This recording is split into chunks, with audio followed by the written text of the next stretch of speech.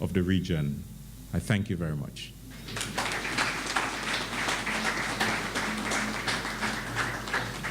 Thank you very much, Minister Stevenson.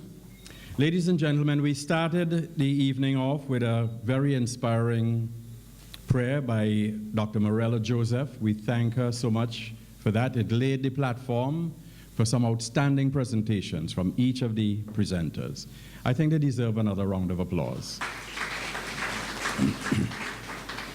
And now, to bring the curtain down, to give us the vote of thanks, we invite the Deputy Chairman of the FDCC, Mr. Milton Lawrence, to address us.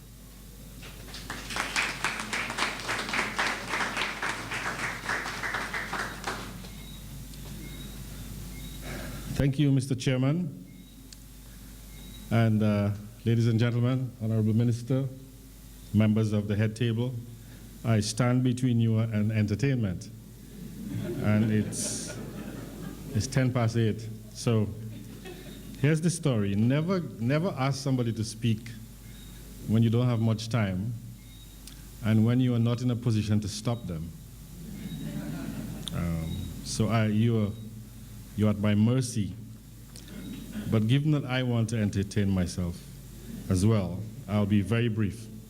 But before I start thanking, I want to say just a couple of things, very, very briefly.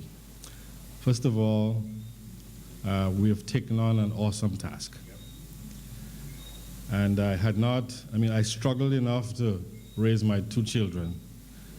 Not for the life of me did I expect to be getting involved with a group of very esteemed ladies and gentlemen to take on this task.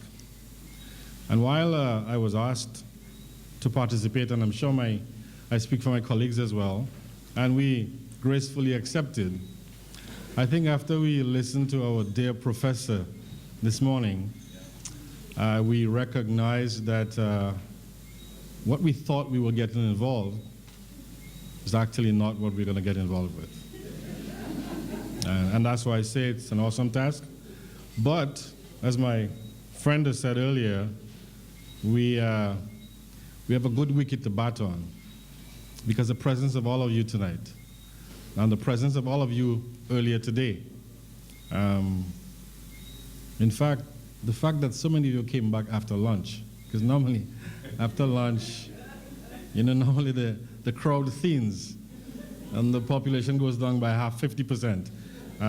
I thought today the interest that you demonstrated suggests that we're actually onto something very interesting, and that there are a lot of resources available in the region that seem dedicated to achieving the objectives. So I want to start by thanking all of you for your presence, for your interest, for your attention to this very critical area.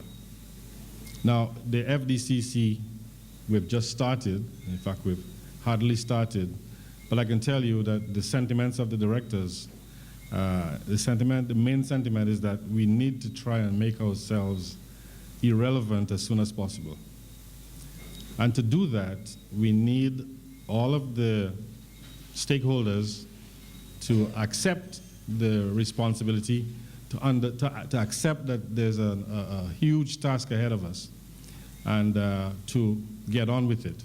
And if we can succeed in bringing all the critical stakeholders on board, then, and they can mainstream this ECD thing that we're talking about, then we would have done our job, and then we can move on.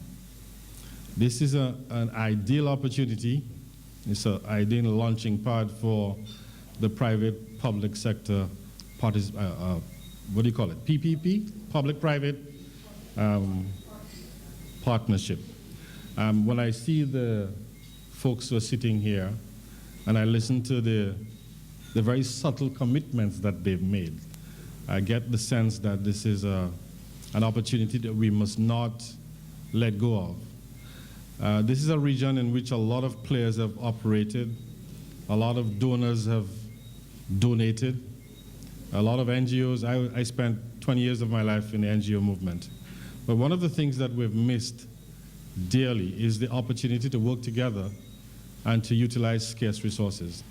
And so maybe at the time there was a lot of money around, but now that everybody seems to be broke, I think it's imperative of us to start working more closely together to stop or to reduce to the extent possible the duplication of efforts, and by extension, any wastage of resources that we can. So I want to make an appeal to all of us to start working more closely together to getting rid of this turf thing, and let's try and focus on the young children.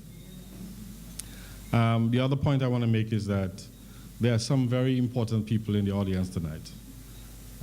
Folks who work for various governments at a very high level, permanent secretaries, heads of departments.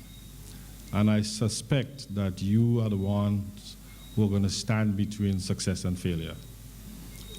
There are persons in the private sector who are going to make commitments of time, of resources, but at the end of the day, the governments are the ones who are going to have to work with us, who are going to have to allow us to make the intervention successful. So I just want to flag, in case you think you're not important, that you are going to be, you're going to make or break this effort on our part. And finally, final note is about the role of the private sector. I come from the private sector, although for those of you who know me, I spent many years working for government. I worked for the government of Dominica.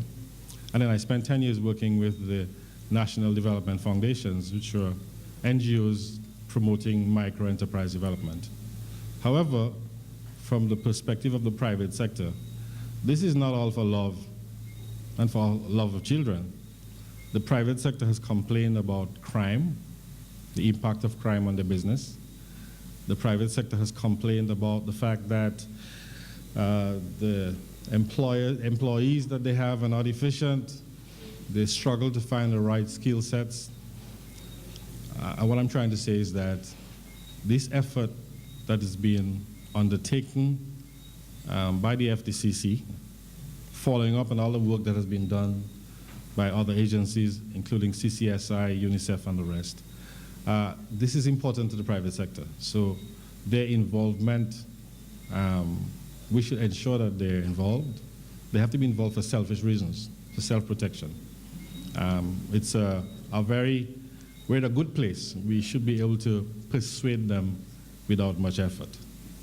The presentation that was made this morning and has been referred to several times, I thought, and I made a comment to the professor, that I thought she was talking to the converted, because most of you are practitioners and you understand what's going on. We have to find a way to get a presentation such as this made to the private sector so they can understand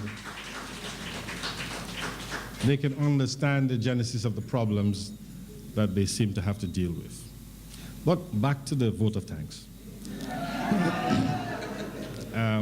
I want to first of all thank the Honorable Prime Minister. I don't know if he's in the building, and if I speak loud enough, maybe he can hear me. But we want to thank him for, first of all, allowing us to use this magnificent piece of real estate. When I came here tonight, I was wondering whether or not it was up for sale. So, and also to thank the government of St. Vincent for its support of the efforts that CCSI and the other agencies have made through Embracing Echoes. So, Honorable Minister, thank you for your presentation and for your commitment to the ECD programs of the region. Bernard Van Leer. When I was a little boy in Dominica, I'd heard about Bernard Van Leer supporting the